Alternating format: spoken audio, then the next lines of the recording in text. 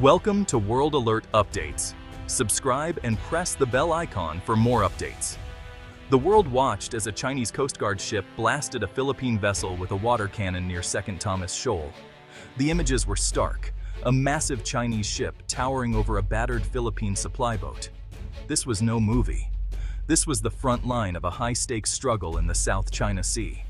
Filipino Marines, stationed on the rusting BRP Sierra Madre, hold out as a symbol of their nation's sovereignty. These confrontations are now dangerously common, raising the risk of a wider conflict. China claims almost the entire South China Sea, a claim rejected by an international tribunal in 2016. The Philippines, Vietnam, Malaysia, and Brunei all have overlapping claims, while the U.S. insists on freedom of navigation. American warships regularly patrol these waters, signaling support for its allies and warning China. Each incident, each protest, each water cannon blast raises the temperature in this geopolitical hotspot. The U.S.-Philippine Mutual Defense Treaty, signed in 1951, is now being tested as never before. Washington has warned Beijing an attack on Philippine vessels could trigger American involvement. The U.S. has regained access to Philippine bases, sending a clear message to China. This is more than a dispute over reefs. It's a battle for the future of the Indo-Pacific. The question, will international law prevail, or will might make right? The world is watching as small Philippine boats face down giant Chinese ships. Their struggle for supplies has become a symbol of national defiance and a test of superpower resolve. The stakes could not be higher. The South China Sea is now a global flashpoint. Every move here could shape the balance of power in Asia. The next chapter is being written in these turbulent waters. For decades, Subic Bay and Clark Air Base were the backbone of American power in the Pacific. Subic's deep harbor sheltered the U.S. 7th Fleet. Clark's runways launched air power across Asia. These bases symbolized a close, if complicated, U.S.-Philippine alliance forged in war and the Cold War. In 1991, Mount Pinatubo's eruption buried Clark in ash, and soon after, the Philippine Senate ended the U.S. lease. By 1992, the last American forces left, and the era seemed over. Yet, geography is destiny. The strategic value of the Philippines never disappeared. Subic and Clark became commercial hubs, but their military potential lingered. As China's ambitions grew in the South China Sea, both Manila and Washington reconsidered these sites. The deep harbor and long runways remained, ready for a new purpose. Today, the legacy of Subic and Clark is being revived. Not as sprawling American cities, but as vital nodes in a new security network. The U.S. return is not about nostalgia. It's about adapting old assets to new threats. The Philippines' location is once again central to the region's security. The ghosts of the past now shape the future. Subic and Clark's story isn't over. It's entering a new chapter. The bases that once projected American power now anchor a renewed alliance. Their transformation mirrors the shifting balance in Asia. Old sites, new missions. The legacy endures. Look at a map.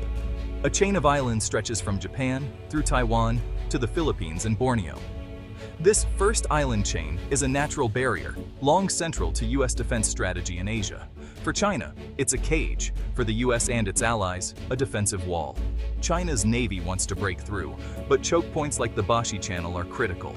Taiwan sits at the heart of this puzzle. Beijing wants it back, the U.S. keeps its stance ambiguous. The Philippines' northern islands are less than 100 miles from Taiwan, making them vital in any conflict. Without the Philippines, the first island chain is broken. A friendly Philippines lets the U.S. monitor China and respond quickly. An unfriendly one gives China a freer hand in the Pacific. The island's strategic value is immense. Their location has always shaped their fate. Now, as tensions rise, the Philippines is again the fulcrum of Asia's balance. Geography makes it indispensable. The U.S. return to the Philippines isn't about massive bases, it's about flexibility. The Enhanced Defense Cooperation Agreement, or EDCA, signed in 2014, allows U.S. forces to rotate through select Philippine bases. The bases remain under Philippine control. The U.S. is a guest, not a landlord. American troops train with Filipino forces, bring advanced equipment, and upgrade facilities. No permanent presence, just the ability to surge in a crisis.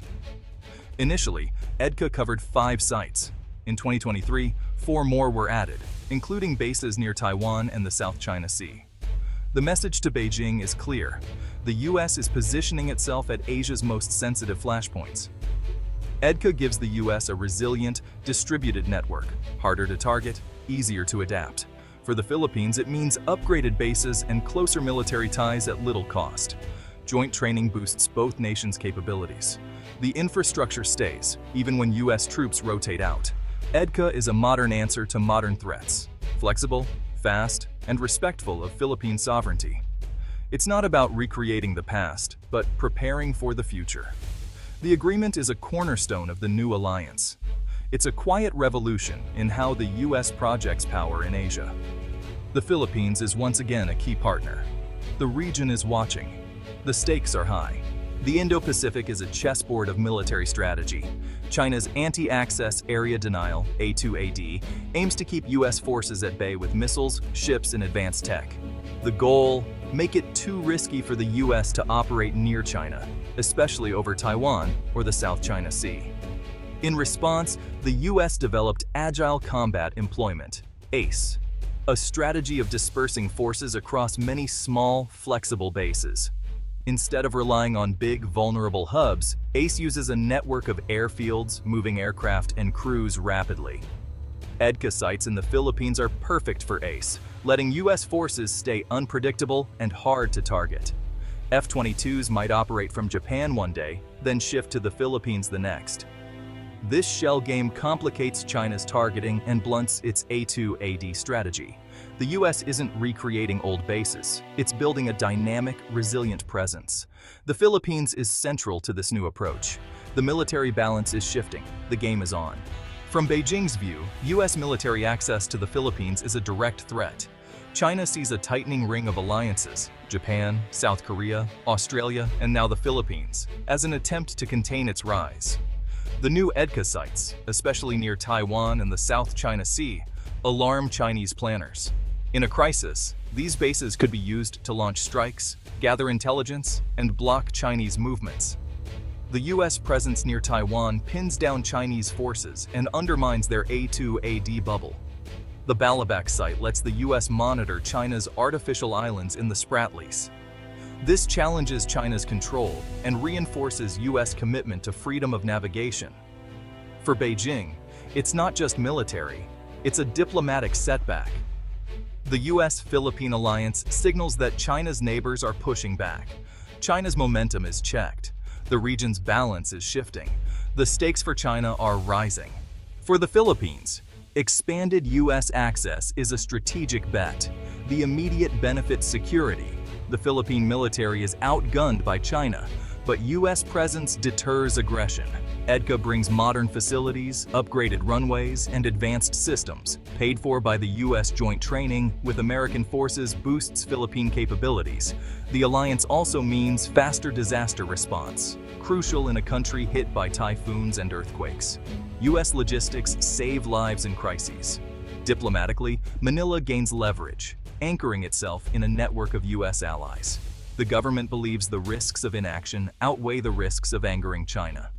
A strong shield, backed by a powerful friend, is seen as the best way to protect sovereignty. The alliance is both a deterrent and a lifeline. The Philippines is not alone. Its future is tied to this partnership. Not all Filipinos welcome the U.S. military's return. Critics warn of lost sovereignty and fear the country could become a battleground in a U.S.-China conflict. Activists recall the social problems of the old bases and worry about new risks. Some argue for neutrality, security through diplomacy, not alliances.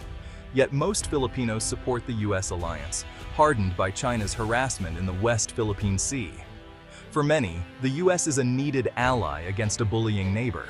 The debate reflects the Philippines' complex politics. The previous administration leaned toward China. The current one pivots back to Washington. The country's future path will be shaped by public opinion as much as by leaders. The alliance's fate is not just in foreign hands, it's in Filipino hands too. The nation is divided, but the stakes are clear. The U.S. military's return to the Philippines marks a turning point in Asia's power struggle. The era of strategic rivalry is here. Engagement has given way to hard lines. The U.S.-Philippine alliance, alongside others, deters China, but also raises the risk of miscalculation. More ships and jets mean more chances for accidents or escalation.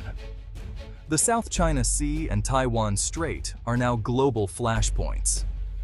Peace depends on Washington and Beijing managing competition responsibly. Clear communication is vital to prevent disaster. The new U.S. presence is not a solution, but a powerful move in a high-stakes game. The strategic landscape is redrawn. The world waits for the next move.